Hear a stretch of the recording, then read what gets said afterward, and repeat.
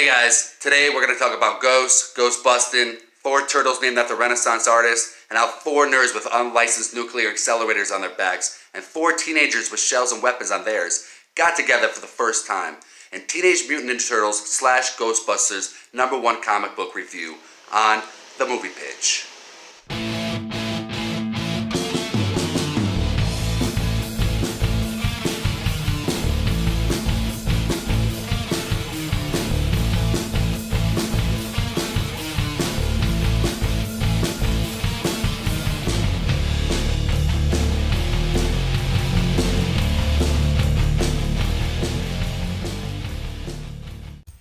The Ghostbusters movie came out in 1984, and since then has been a worldwide phenomenon, spawning off cartoons, toys, comic books, and even video games. Hey, there's me.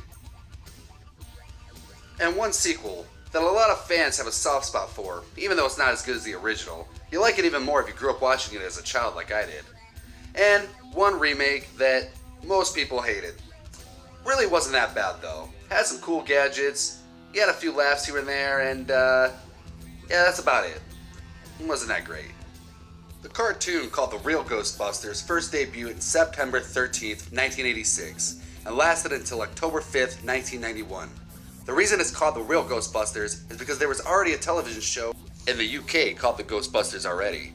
So, they turned their show into a cartoon to bank off the success of the 1984 movie. Therefore, our show had to be called The Real Ghostbusters. Yeah, take that, UK. What we're doing is the real thing. What you're doing, not so much. I mean, look at that. There's 2 dudes and a fucking gorilla. The Ghostbusters, as the world knows it, is Egon Spengler, Peter Venkman, Ray Stantz, and Winston Zeddemore. Now, the first Ghostbusters comic came out in 1988, but was the animated series in the form of a comic book. There was also a series that ran from February to May 2004 that was more so based off the original 1984 film, and again a series in 2011 that didn't follow the cartoon or the movie, but stayed true to the original idea, and in that form, they would meet the fucking Teenage Mutant Ninja fucking Turtles.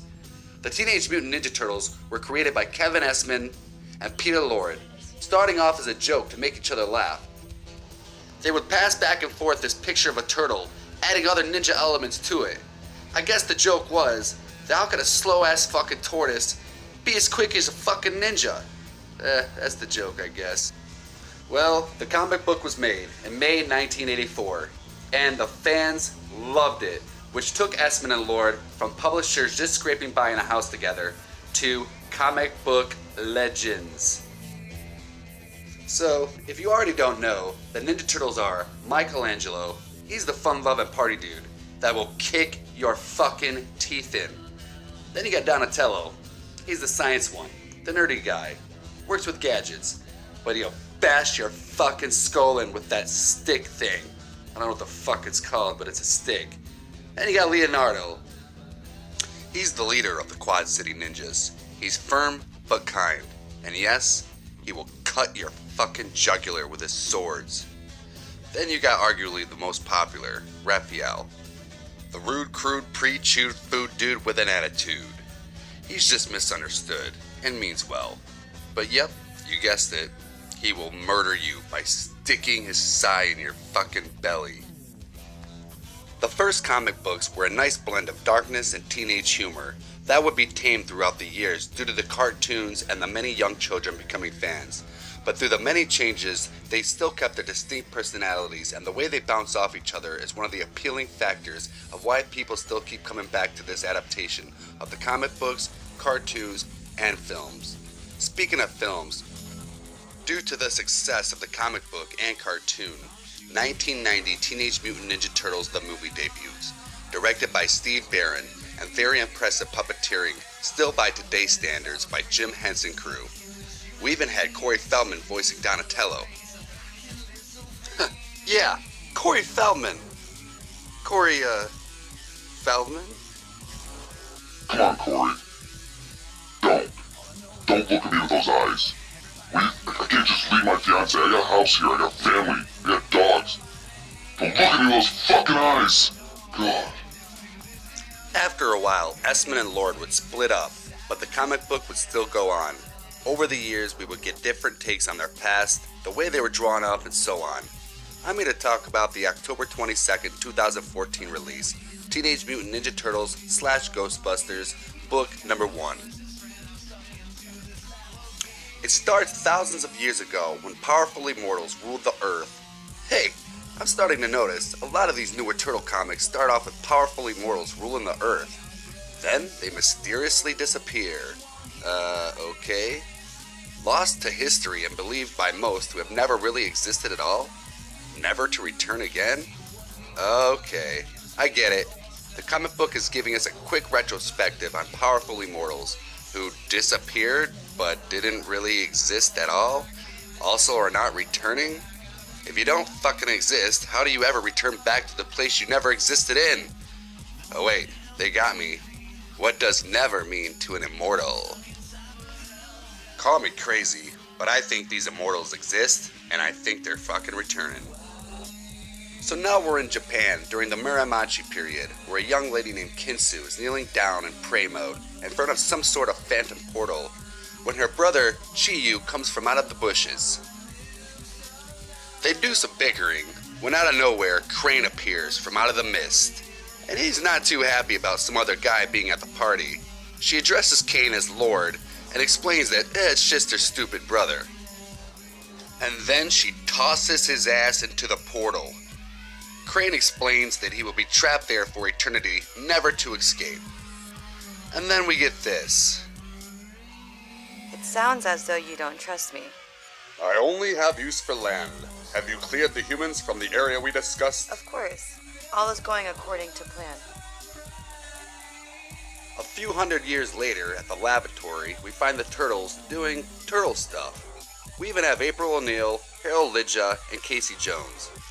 In these later comics, Casey Jones isn't the gritty vigilante that kicks ass because he watched too many action movies, but a college student with a broken home that's trying to do good. I prefer the old Casey, but I understand that you have to update your characters sometimes to match your audience. Plus, this guy can still kick some ass. They start discussing the schematics for the Fugitoid's interspatial teleportation unit. Aha! Teleportation unit, huh? I see where this might be going. Donatello talks them all into doing a teleportation test together. And wouldn't you know it? An error occurs. Yeah, all because a Dr. Dipshit over here was trying to swipe a goddamn fly. Uh-oh's right, Harold. Uh-oh is right. Meanwhile, in another New York, we see the Ghostbuster busting some ghost. And that's a wrap, boys. Someone help Egon up, huh? He looks like some kind of weird turtle laying on his pack like that. Huh. A little foreshadowing, I see. Then you got Ray and Venkman doing the regular banner. Figure that one was worth at least an extra $2,000 service charge. I don't like it when they get that difficult. Good point. $3,000 it is. You know what I mean. Any Class 5 haunting this difficult to shut down typically means either a dimensional breach or a Class 7 on the horizon. Relax, Ray. One tough case is not a sign. Then a call comes in by Janine, telling them about a potential, you've guessed it, Class 7 that they need to check out on the east side. Meanwhile, the Turtles end up getting teleported in the middle of a wedding. And wouldn't you know it? Who do you think escaped out of his portal? You guessed it. Chiyu! Ah, free after so long. At last able to exact my revenge on my... Wait, I cannot sense Kinsu's presence. I cannot sense any of my brethren. He realizes he is in a different time and place and feels even more powerful than before. The Turtles themselves realize they are in the same time, but a different dimension. The Turtles see Chiyu as a threat, and Chiyu assumes the Turtles are demons trying to send him back to the portal. They obviously start fighting, and Donatello is having quite a hard time figuring out what Chiyu is. It's not a ghost. That's categorically impossible. It's probably some kind of, a known discrepancy? A glitch. And then Chiyu turns the wedding guest into his own personal zombie soldiers. You know what they say, if there's something strange in your local church and a strange immortal from hundreds of years ago escapes out of a time portal and turns the entire wedding into his personal zombie slaves, who are you gonna call? These guys, I guess? Well, the Ghostbusters blow in through the wall. Hey, worked like a charm. Looks like nobody was hurt when we blew that wall. Good. We don't need another lawsuit. That's right, Mr. Spooky. You can lock the doors, but you can't lock the walls. The Ghostbusters are here. And apparently, so are some kind of kung fu Martians. God, sometimes I hate this job. And there it is. That is story number 1 of the Teenage Mutant Ninja Turtles / Ghostbusters comic book. Next week, I'll be going over story number 2, then number 3, then eventually number 4. At the end, I'll give a quick review, and then the movie pitch. You know, if this were to ever become a movie, what actors would play the Ghostbusters? What actors would voice the Ninja Turtles? What would I change from the book to the screen, and so on? Well, don't forget to like and leave a comment. Let me know what you think. I'm Marky Reese, and this is the movie pitch. It's the movie pitch, the movie pitch. Talking about movies that don't exist. It's the movie pitch, the movie pitch. Talking about comics that could be flicks. It's the movie. This is the movie pitch.